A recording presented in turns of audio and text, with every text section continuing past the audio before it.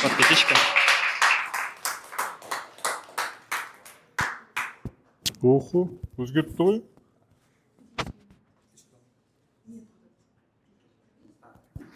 Бұл қалай қолданам? Үшіншісіне басып көріңіз. Енді ал, екіншісіне.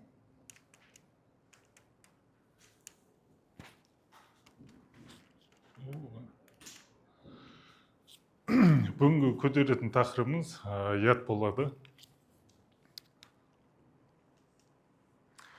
Бұл бала кезден естіп келе жатқан біздің кодымыз десе де болады. Ұят болады. Біз қандай жағдай болмасын үлкендерге сөйлеген кезде бізге всегда айтатын ұят болады деген. Сол тақырыпты қозғағым келеді.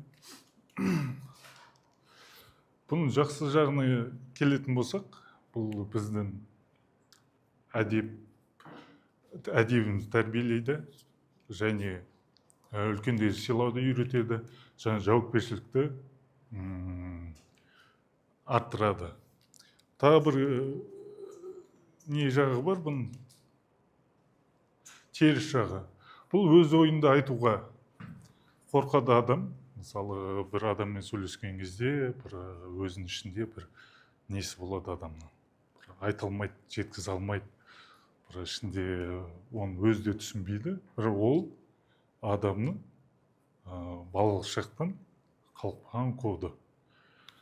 Екінші, мына жаңа істі бастауға жасқанады адам. Ол да сол қорқыныштың несі деп есептеймін.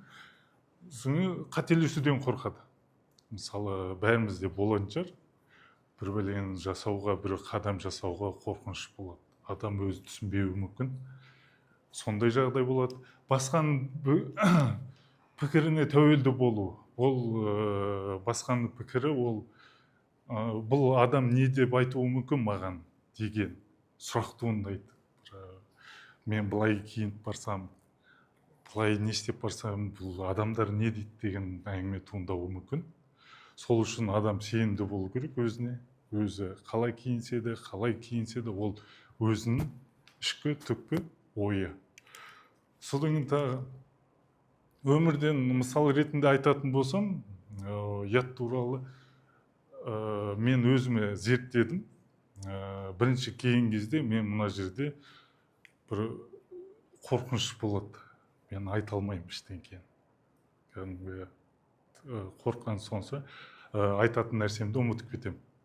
Сондай жағдайлар болды. Мен осы жерде, осының арқасында мен кішкене өз ойымды жеткізе білуге бір қадам бастым деген ойдамын. Енді ары қарай ол басқадан маған оценка қояды деген ойдамын. Қорыта келсем, ұят адамгершілікке қызмет етсе пайдалы. Ал адам ішінде қорқыныш ұялатса, ол адамның өмірде алға қадам басуына ол қатты кедергі болады. Ерте бітіп қойды ма? Ау? Бола бере ма? Түсіндіңіздер ма? Рахмет көп.